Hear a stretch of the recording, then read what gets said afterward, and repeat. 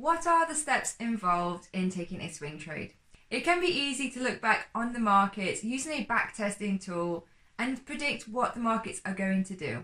It's always easier to predict what they're going to do when you have seen what they've already done. But how do you identify trade patterns in real time, and how do you trade the live markets? In this video, I'm going to share with you my step-by-step process where I take a swing trade on Australian dollar, US dollar.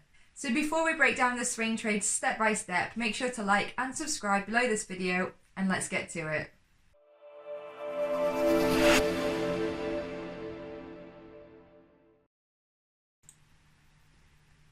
My first step in identifying a swing trade is looking on the daily chart and just identifying the overall trend of the market. So here we are, trending lower, making lower highs and lower lows.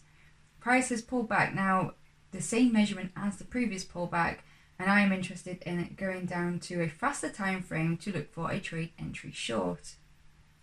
So I'm just identifying market structure here. We've been trending up, we've broken this previous low, and now we are pulling back, almost like a head and shoulders pattern here, and that's where I'm going to look for an entry. This is a really nice candlestick pattern on the daily. We've got a bearish engulfing that shows the sellers are coming in here. So I've dropped down to the 4-hourly time frame to try to get a more accurate idea of my trade entry and stop and target. So once again, I like to mark market structure. Showing the clear break of structure here, I'm aiming for a retest of that level. That's where my entry is going to be. My stop is going to be above that structural level.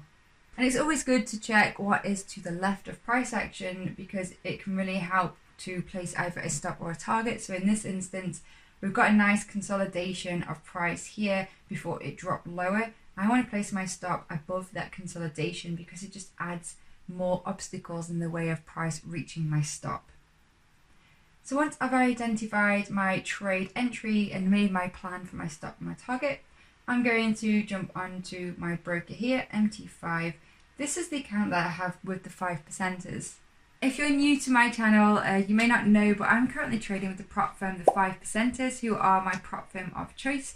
I find them to be a great prop firm, especially for swing traders, because they give you realistic targets, they give you rules to respect, but more importantly, they give you plenty of time to pass their instant funding challenge. So it is one time to prove your trading skills, and then you get access to your funded trading account.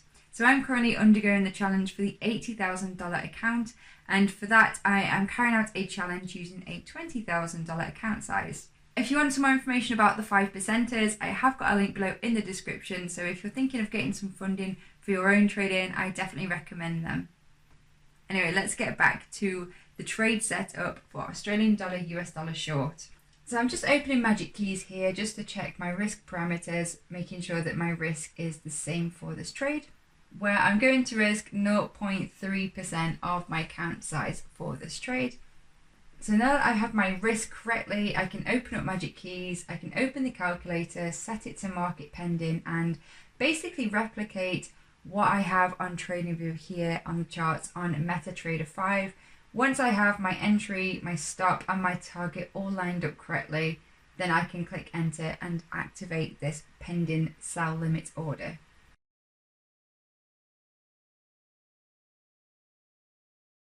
So my trade is set here, the sell limit is pending. So I've set my entry, my stop, my target, and all I've got to do is wait for the market to hit that and trigger the entry. So I am currently short in this position, Australian dollar USD. It's selling off really nicely. It's coming down close to my target, but NFP news is being released this afternoon, and so I'm going to do a spot of trade management. I wouldn't ordinarily mess around with a trade, especially when it's so close to my take profit, but as we know, NFP can be very unpredictable, and I don't want this to bounce up against me. So I'm going to trail a very tight profit stop here, so that if the news means that there is a bounce to the upside for Australian dollar, I'm still going to get out with some profit on this trade.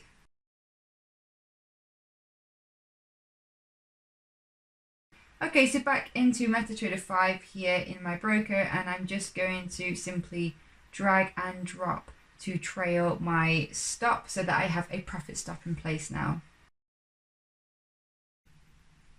So here I am in MetaTrader 5 now, and that trade has been concluded, Australian dollar, US dollar, And in the end, price did come up and it got me out at 0.6795, which was my profit stop for this trade.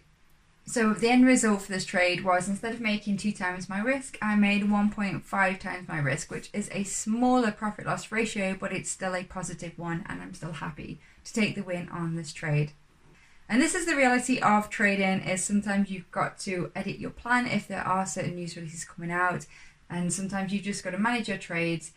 But ultimately, if you have a step-by-step process and plan that you can follow, it can really help to shape your trading.